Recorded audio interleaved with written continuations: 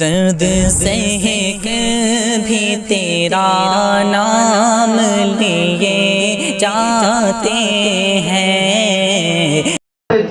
جاہلیت کے زمانے میں جب ابھی اسلام لائی نہیں تھی، اسلام لانے کے بعد، اسلام لانے سے پہلے خنسا کے بھائی کو کسی نے مار دیا تھا تو اپنے بھائی کے غم میں اشعار لکھے 2 سال تک عرب والے روتے رہے. عربوں کو جہاں جہاں یہ شعر سنائی دیتے تھے روتے تھے لوگ کہ خنسا کے اشعار کیسے ہوتے ہیں. اسلام لانے کے بعد قادسیہ کی جنگ کا موقع ہے، عمر ابن خطاب کا زمانہ ہے. یہی خنسا آتی ہے اپنے 4 جوان بیٹوں کو لے کر، 1 نہیں 2 نہیں 4 جوان بیٹوں کو لے آتی ہے اور سب کو سیدنا عمر ابن خطاب کے حوالے کرتی ہے اور کہتی ہے میں نے جاہلیت کے زمانے میں جو کچھ بھی کیا میں چاہتی ہوں کہ وہ کفارہ اپنی اولاد کی قربانی سے پیش کروں.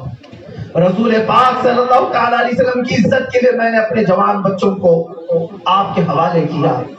جانتے ہی اس جنگ کی تاریخ ایسی ہے کہ جب جنگ ختم ہوئی تو جو شہید ہوئے لیکن حضرت خنسا کے 4 بیٹے شہید ہوئے. ایک جنگ میں کسی ماں سے جا کر کے پوچھو جس کا ایک لال گیا ہو، جس کا ایک جوان بیٹا انتقال کر گیا ہو، اس کے گھر میں کیا حالت ہوتی.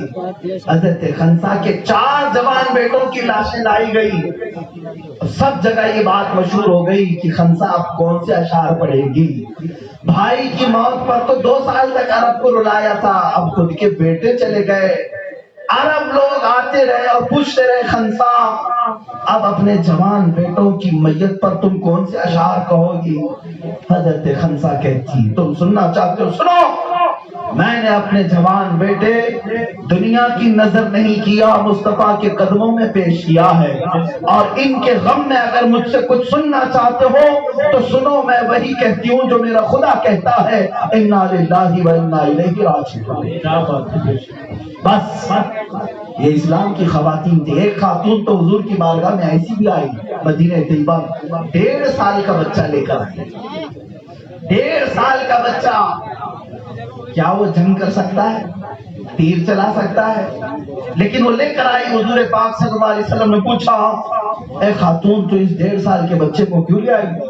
وہ کہتی ہے کیا آقا مجھے معلوم ہے میرا بچہ جنگ کے میدان میں تو نہیں اتر سکتا، لیکن کیا کروں جب آپ کی عزت کی بات آئی اور آپ کے دشمنوں نے للکارا ہے تو میرے گھر میں سوائے اس بچے کے کوئی نہیں.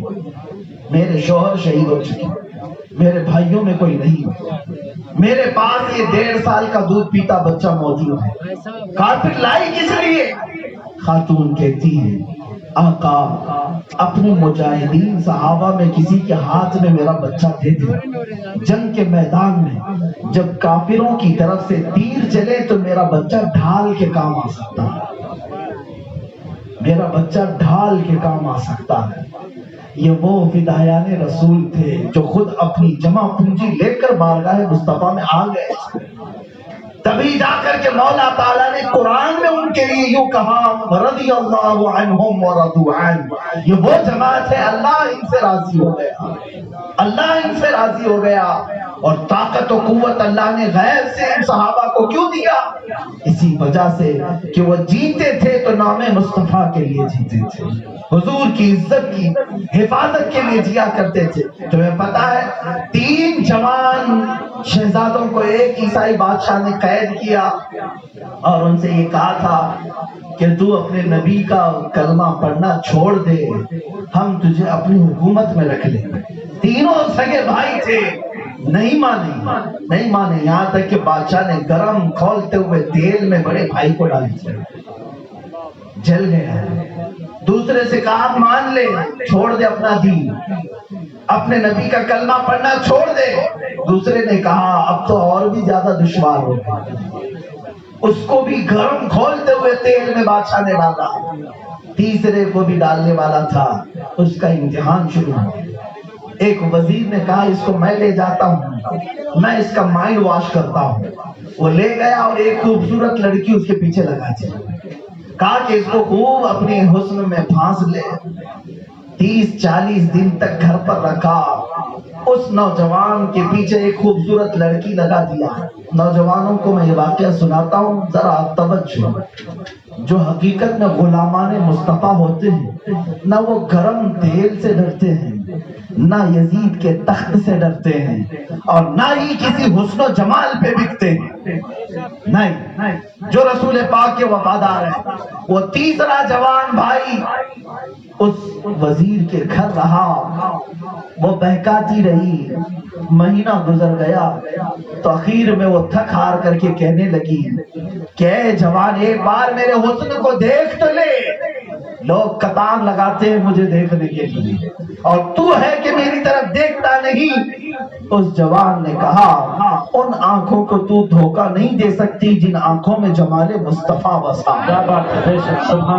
جس کی آنکھیں جمال مصطفیٰ دیکھ چکی ہوں یا دیکھنا چاہتی ہوں، اسے دنیا کا حسن اپنی طرف نہیں مائل کر سکتا. وہ خاتون جو بہکانے آئی تھی اس نوجوان کی محبت میں خود فدا ہوئی اور دائرہ اسلام میں داخل ہوئی. میرے عزیزو، طویل واقعہ میں عرض نہیں کرتا، بس اس سے مفہوم اور سبق یہ بتانا چاہتا ہوں. تمہاری آزمائشیں آئیں گی، تمہارے ساتھ امتحانات ہوں گے. یہ دنیا کبھی تمہیں طاقت کے زور پر تمہارے دین سے ہٹانے کی بات کرے گی، کبھی مار پیٹ کر کے، کبھی سخت قوانین نافذ کر کے، ارے تمہاری جائیدادیں ضبط کر کے. سمپتی ضبط کرو، یہ ڈر جائیں گے ختم ہو جائیں گی. نہیں، مسلمان سمپتی والے نہیں ہیں، اپنا سب کچھ تو مدینے میں موجود ہے. ہماری جان و مال، عزت و آبرو سب قدمان مصطفیٰ پہ ہے. آج تم پورا لوٹ لو ہمیں. ہمارا حال تو یہ ہے جس کو شاعر نے کہا ہے، جہاں میں اہل ایمان مثل خورشید جیتے ہیں. ہماری زندگی یہ سمجھتے ہیں نا، یہاں ماب لنچنگ کرو، مارو ان کو، توڑو ان کو، ان کی دکانیں ضبط کرو، جائیداد لوٹ لو، ختم ہو جائیں گے. نہیں، جہاں میں اہل ایمان مثل خورشید جیتے ہیں، ادھر ڈوبے ادھر نکلے، ادھر ڈوبے ادھر نکلے.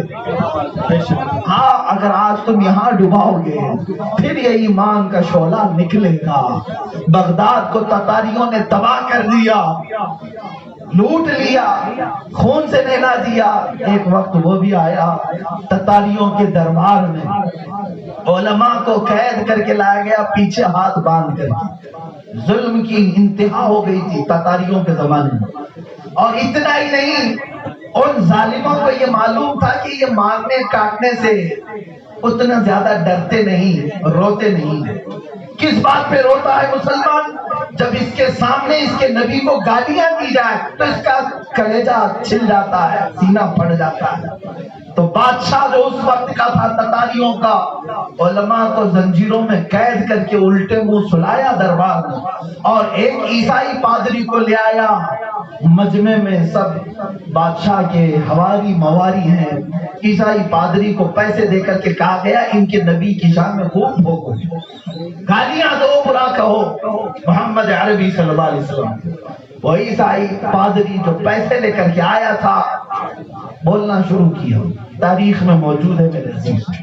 اس دربار میں اس بادشاہ کا ایک کتا تھا جس کو سونے کی زنجیر سے وہ باندھ کے رکھتا تھا. بادشاہ کا کتا ہے، جیسے آج کے زمانے میں مرسیڈیز میں بھی گھومتے ہیں کتے، بہت سارے کتے کاروں میں گھومتے. تتاریوں کے بادشاہ کا کتا سونے کی زنجیر میں بندھا رہتا تھا. جب وہ عیسائی پادری گستاخی کرنے لگا اور دل جلانے لگا علماء کا جو زنجیروں میں قید تھے، تو وہ کتا جو زنجیر میں بندھا تھا وہیں سے بھونکنے لگ گیا، بھونکنے لگا. امام ابن حجر عسقلانی نے بیان کیا اس کو، بھونکنے لگا. وہ عیسائی پادری خاموش ہو گیا. پھر تھوڑی دیر کے بعد پھر بیان شروع کیا، میرے نبی کی شان میں گستاخیاں شروع کیا. کتا پھر بھونکنے لگا. تو مجمع میں کچھ لوگ کہنے لگے اس پادری سے کہ شاید تو جو بیان کر رہا ہے اس کے لیے کتا بھونک رہا ہے. تو اس نے کہا اس کتے کو کیا سمجھ آتی ہے؟ ارے بیان میں کر رہا ہوں، کتا جانور ہے، اسے کیا سمجھ میں آتی ہے؟ پھر بولنے لگا اور گالیاں دینے لگا نبی کی شان میں. تاریخ میں موجود ہے وہ کتا زنجیر توڑ کر نکل آیا اور اتنی تیزی سے آیا کہ دم زدن میں اس پادری کو سینے سے چیر کر رکھ دیا. وہی وہ ختم ہو گیا، اور اس کتے کی ہیبت پورے مجمع میں ایسی طاری ہوئی، کیونکہ بادشاہ کا کتا تھا، پاگل کتا نہیں تھا، آوارہ نہیں تھا، پالا ہوا تھا، ٹرینڈ تھا۔ جب کتے نے پھاڑ کر رکھ دیا تو مجمع میں موجود سب کو سمجھ میں آیا کہ ایک جانور بھی رسول کی گستاخی برداشت نہیں کرتا، تاریخ میں موجود ہے۔ اسی وقت مجمع میں جتنے تاتاری تھے سب اسلام قبول کر حلقہ بغوش ہو گئے، سبحان اللہ۔ سب دار اسلام میں داخل ہوئے، جس کے بعد اقبال نے یہ کہا تھا، حرم کو مل گئے پاسباں صنم خانے سے۔ یہ رب تعالیٰ کی قدرت ہے، جب وہ چاہتا ہے تو انہی کے بیچ میں سے اپنے حرم کے پاسباں بھی پیدا کرتا ہے۔ وہ دن دور نہیں جب میں یہ دیکھ رہا ہوں اے مسلمانوں، جن کے دلوں میں آج ان ظالموں نے شدت بھرا ہے، ٹولے ٹولے لے کر کے یہ کئی لوگوں پر حملے کرتے ہیں، تنظیم بنا کر کے، اپنی بڑی سنگٹھن بنا کر کے۔ وقت آئے گا جب تاریخ دہرائی جائے گی، انہی لوگوں میں سے مولا اسلام کی حفاظت کرنے والے جھیالے جوانوں کو پھر سے پیدا کرے گا، پھر سے پیدا کرے گا۔ بدر کے بعد بھی تاریخ گواہ ہے کہ اسلام ختم نہیں ہوا، کربلا کے بعد بھی تاریخ گواہ ہے اسلام ختم نہیں ہوا، یہاں ہندوستان کی تاریخ بھی گواہ ہے بہادر شاہ ظفر کو ختم کر کے اسلامی سلطنت کا خاتمہ کر دیا گیا، لیکن اسلام ختم نہیں ہوا۔ اور آج کے زمانے میں خارش زدہ کتوں کے بھونکنے سے اسلام پر کچھ بھی اثر نہیں ہوگا۔ اسلام کل بھی شاد و آباد تھا، آج بھی شاد و آباد ہے، صبح قیامت تک یہ ظالموں کے پھونکوں سے بجھایا جانے والا چراغ نہیں ہے۔ یہ اللہ نے قرآن میں فرمایا، یہ چاہتے ہیں کہ اپنے منہ کے پھونکوں سے چراغ کو بجھا دے، اللہ اپنے نور کو مکمل کر کے رہے گا، اس کو قائم رکھے گا، اس کی حفاظت اللہ فرمائے گا۔ اے جوانوں، اب میں اخیر میں آپ کو یہ میسج دیتے ہوئے عرض کروں گا کہ تمہاری جو زندگی ہے یہ ان قریب ختم ہونے کے قریب ہے۔ بہت کم عمر ہم لے کر کے آئے ہیں دنیا میں، عقل آتے آتے یہاں جوانوں کو 25 سال لگ جاتے ہیں، اس کے بعد شادی کر کے مصروف ہو جاتا ہے، 40 سال تک گھر بناتا رہتا ہے، تھوڑے ہی دنوں کے بعد کمزوری آئی، بڑھاپا آیا اور جانے کی تیاری میں لگ جاتا ہے۔ یہی ہے زندگی، یہی ہے زندگی جس کو شیخ سعدی نے کہا وہ کیا زندگی ہے جس میں بندہ پوری صحت خراب کر دیتا ہے مال کمانے کے لیے، اور جب مال آتا ہے تو صحت اچھی کرنے کے لیے پورے پیسے لٹانے لگتا ہے، انہی دو چیزوں میں یہ گھر کر کے ختم ہو جاتا ہے۔ مسلمان کی زندگی یہ نہیں، مسلمان کی زندگی کیا ہے میرے عزیزوں؟ ہماری زندگی یہ ہونی چاہیے کہ میں وہ سورج ہوں کہ ڈوبنے کے بعد بھی شفق چھوڑ جاتا ہوں۔ ہماری زندگی وہ ہو کہ ہم کو اللہ نے فرمایا وَأَمَّا مَا يَنْفَعُ النَّاسَ فَيَمْكُثُ فِي الْأَرْضِ، تم اگر نفع دینے والا کام کر کے گئے ہو تو اللہ زمین میں ہمیشہ تمہیں باقی رکھے گا، ہمیشہ تمہارا نام زندہ رکھے گا۔ ان لوگوں کی طرح جی کر کے نہ جانا جن کی تختیاں بھی بجھ گئی، جن کا نشان بھی ختم ہو گیا۔ میرے عزیزوں، ان کی طرح جیو جو اگرچہ گدڑی پہنے ہوئے پوری زندگی گزار گئے، ٹاٹ کے کپڑے پہن کر کے رہ گئے، چھٹائی پر بیٹھ کر کے رہ گئے، لیکن ہزاروں کا مجمع آج بھی انہیں سلام پیش کرتا ہے۔ آج بھی اپنے گھروں میں ان کے نام کے نعرے لگا کر کے ہم اپنے بچوں کو زندہ کرتے ہیں۔ آج میں تمہیں یہ درس دینا چاہوں گا، اب بدلو اپنی زندگی کو، اب تبدیل کرو اپنی زندگی کو۔ آپ کو ڈرایا جو جا رہا ہے کس بات سے؟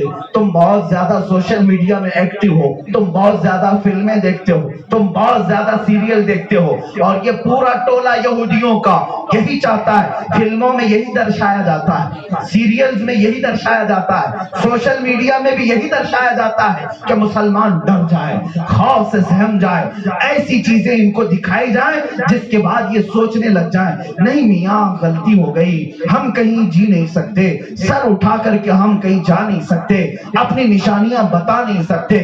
تم ان کو حقیقت میں سمجھ کر کے اپنے آپ کو چھپانے لگ گئے۔ کئی جوانوں کو میں نے دیکھا داڑھی صرف صرف اس لیے چھلا دیا کہ لوگ مجھے کہیں آتنکوادی نہ کہہ دیں، ٹوپی اس لیے چھپا دیا کہیں مجھے دہشت گرد نہ کہہ دیں۔ ان سوشل میڈیا کے پروپیگنڈوں پر اور فلموں پر اور سیریلز پر تم یقین کرتے جاؤ گے تو ایک دن زندہ لاش بن کر کے لاؤ گے۔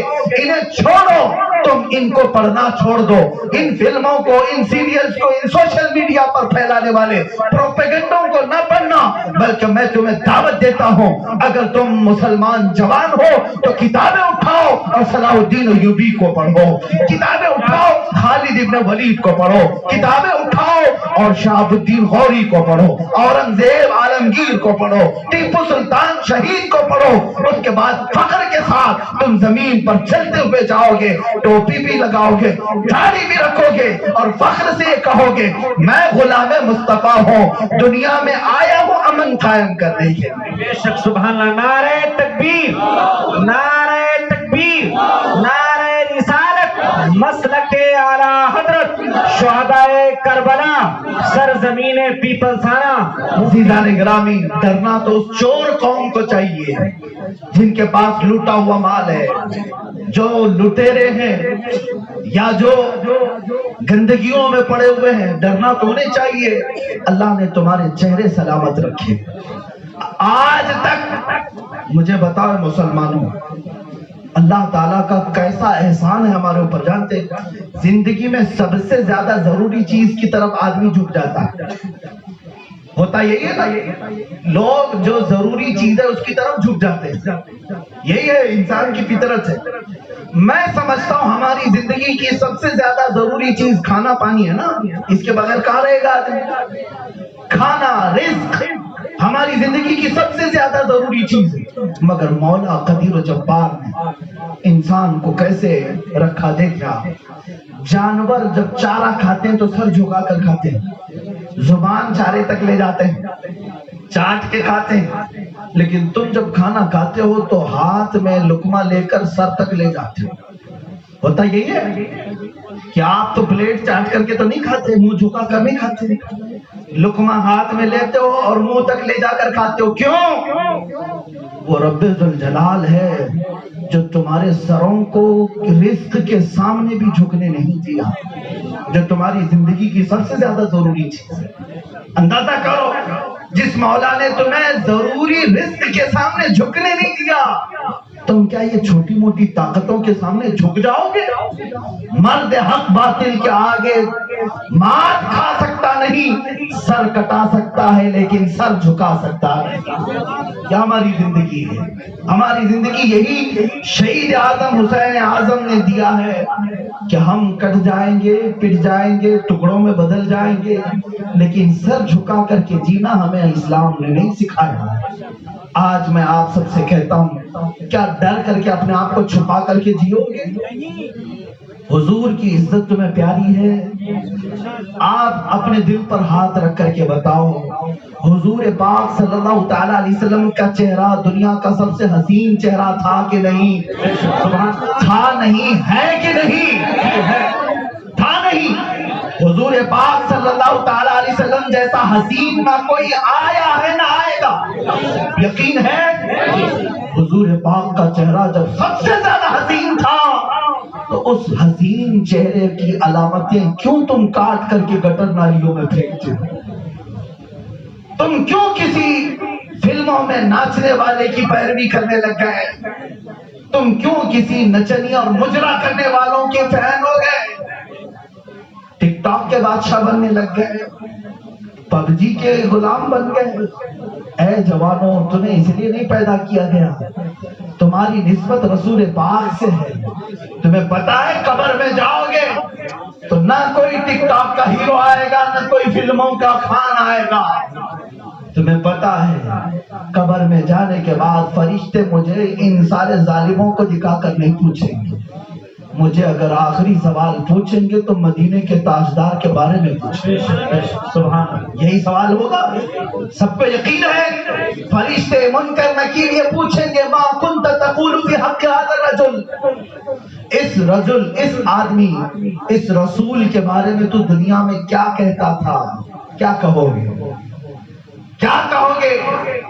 آج میں آپ کو بتاؤں، مجھ سے ملنے کے لیے آنے والے میں نے دیکھا ہے، کئی لوگ جو ملنا چاہتے ہیں ان کو دیکھا، عام زندگی میں رہتے ہوں گے الگ الگ انداز میں، ملنے کے لیے جب آئے کرتا پائجامہ پہن کے آئے، ٹوپی لگا کر کے آئے، عطر بھی لگا کر کے آئے، صاف ہو کر کے آئے، صرف اس لیے کہ مفتی صاحب ہیں یا مولانا ہیں، عالم دین کی عزت کرتے ہیں، علماء سے ملنے کے لیے جاتے ہیں، سر پہ ٹوپی رکھ لیا اور کپڑے اچھے پہن لیے، خوشبو لگائے۔ میرے عزیزوں، جب ہم جیسوں سے ملنے کے لیے تم اپنے لباس بدل لیتے ہو تو قبر میں جب مدینے کے تاجدار سے ملنے کا وقت آئے گا تب کی کیا تیاری ہے؟ کیا بات ہے، کیا بات ہے، بہت کیا تیاری ہے تمہارے پاس؟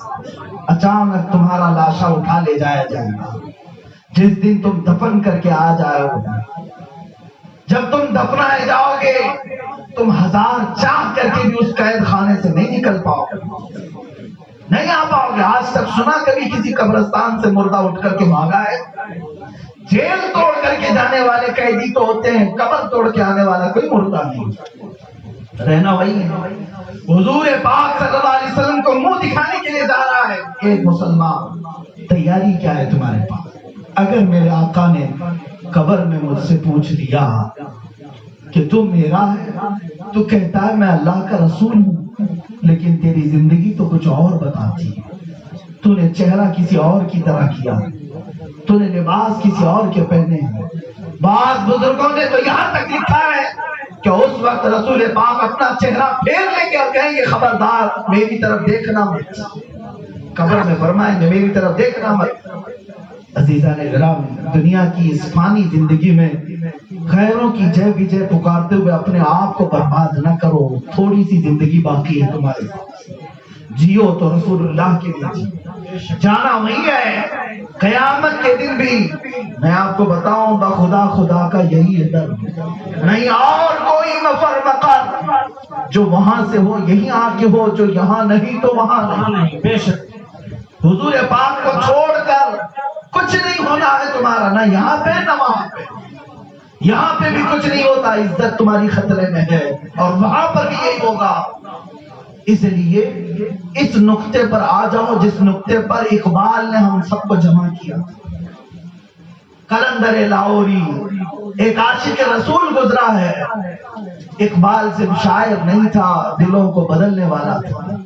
اس نے بہت پہلے یہ پکار کر کہا تھا تمہاری ترقی کا راز اے مسلمانوں، تمہاری عزت کا راز، تمہاری پوری دنیا پر چھا جانے کا راز صرف اتنا ہے کہ محمد سے وفا تو نہیں تو ہم تیرے ہیں، یہ جہاں چیز ہے کیا لوح و قلم تھے، بے شک سبحان اللہ، وہ صحابہ تھے، حضور سے وفا کرتے رہے، محبت کرتے رہے۔ کیسی وفا، کیسی محبت! اللہ اللہ، عمر فاروق کو دیکھو گھوڑے پر بیٹھ کر جا رہے ہیں، ایک درخت کی ٹہنی لٹکی ہوئی تھی، اس پر اپنا امامہ الجھا دیا، لٹکا دیا، امامہ کھل گیا، پھر امامہ باندھ لیا اور گھوڑے پر بیٹھ گئے۔ یہ بھی کوئی عمل ہوتا ہے؟ صحابہ نے پوچھا جان بوجھ کر کہ آپ نے درخت میں اپنا امامہ کیوں الجھا دیا؟ حضرت عمر کہتے ہیں کچھ دن پہلے اس راستے سے میں گزر رہا تھا اور یہ درخت کی ٹہنی تھوڑی نیچے لٹکی ہوئی تھی، حضور پاک میرے ساتھ تھے، چلتے چلتے اچانک میرے نبی کا امامہ الجھ گیا، میرے آقا صلی اللہ علیہ وسلم کا امامہ ٹہنی سے الجھ گیا، کھل گیا، میرے آقا نے واپس امامہ باندھ لیا۔ آج اس راستے سے گزر رہا تھا، مجھے میرے نبی کی ادا یاد آ گئی، مجھے میرے نبی کا عمل یاد آ گیا۔ نہ قرآن سے یہ واجب ہے نہ حدیث سے یہ واجب ہے، مگر باوجود اس کے عمر ابن خطاب نے اگر یہ عمل کیا تھا تو یہ ان کی وفا کی علامت ہے، میرے آقا سے محبت کی علامت ہے۔ اے سنی مسلمانوں، اسی لیے اللہ تعالیٰ نے ان صحابہ کو مرتبہ کیا دیا تھا، مرتبہ کیا دیا تھا، جس کو اقبال یوں کہتا ہے کہ ہمارا حال تو تاریخ میں یہ تھا، دی اذانیں کبھی یورپ کے کلیساؤں میں تو کبھی افریقہ کے تپتے ہوئے صحراؤں میں، ٹل نہ سکتے تھے جنگ میں اگر اڑ جاتے تھے، پاؤں شیروں کے بھی میدان سے اکھڑ جاتے تھے، حد سے سرکش ہوا اگر کوئی تو بگڑ جاتے تھے، ارے دیکھ کیا چیز ہے، ہم توپ سے بھی لڑ جاتے تھے۔ یہ ہماری تاریخ ہے، ہماری داستان ہے۔ آ گیا عین لڑائی میں گر وقت نماز، قبلہ روح ہو کے زمین بوس ہوئی قوم حجاز، ایک ہی سب پہ کھڑے ہو گئے محمود و ایاز، نہ کوئی بندہ رہا نہ کوئی بندہ نواز۔ یہی تو ہماری تاریخ ہے، جس جگہ ہم نے قدم رکھا پرچم اسلام کو لہرایا۔ افریقہ کے جنگلات میں وہ صحابہ گئے، بربر قوم کو فدایان مصطفیٰ میں تبدیل کیا۔ یورپ کی سرزمین پر اترے وہ صحابہ، اندلس کی سرزمین پر پرچم اسلام لہرایا۔ ہندوستان میں محمد بن قاسم میرے نبی کی نشانیاں لے کر کے آیا، 19 سال کا جوان تھا لیکن پرچم اسلام لہرا کر چلا گیا۔ آج تک اسلام اس کی تاریخ کو دہرا رہا ہے۔ وہ جہاں جاتے مولا ان کے لیے میدان کشادہ کرتا تھا۔ وجہ صرف یہی تھی جس کو اقبال نے کہا، ان کے جو ہم غلام تھے خلق کے پیشوا رہے، ان کے جو ہم غلام تھے خلق کے پیشوا رہے، ان سے پھرے جہاں پھرا پھر آئی کبھی وقار میں۔ اس لیے میرا یہ میسج اقبال کی زبان سے کہوں گا، اٹھو قوت عشق سے ہر پست کو بالا کر دو، دہر میں نام محمد سے اجالا کر دو۔ اور اعلیٰ حضرت بریلوی فرماتے ہیں، اے مسلمانوں یہ عقیدے کے ساتھ جیو، اللہ پھر تمہیں قوت و طاقت عطا کرے گا۔ وہ عقیدہ کیا ہے؟ انہیں جانا انہیں مانا، نہ رکھا غیر سے کام، انہیں جانا انہیں مانا، نہ رکھا غیر سے کام، للہ الحمد میں دنیا سے مسلمان گیا۔ اے مسلمانوں، کیا آج اپنی پوری آب و تاب کے ساتھ، تم اپنے ہوش و حواس کے ساتھ رات کے اس اندھیرے میں اس نعرے کو لگانے کے لیے تیار ہو کہ آج آپ سے بہت مرتبہ پوچھا گیا ہوگا الگ الگ انداز میں، مگر میں یہ فقیر اس لیے حاضر آیا کہ ڈوبتے ہوئے خون کو پھر سے گرما دوں، مرجھائے ہوئے دلوں کو پھر سے میں تازہ کروں، صرف نام مصطفیٰ کے ذریعے سے۔ اے جوانوں بتاؤ، زندگی جتنی باقی ہے، ابھی جتنی سانسیں باقی ہے، کیا یہ بقیہ سانسوں کو، یہ بقیہ زندگی کی رمق دمق کو میرے نبی کے نام پر قربان کرنے کے لیے تیار ہے؟ کیا ہم اپنی گردنوں کا نذرانہ لے کر اس رسول کردگار کی بارگاہ میں پیش کرنے کے لیے تیار ہیں؟ لبیک یا رسول اللہ، لبیک لبیک لبیک یا رسول اللہ، لبیک لبیک یا رسول اللہ۔ آخر دعوانا الحمدللہ رب العالمین۔ حضرت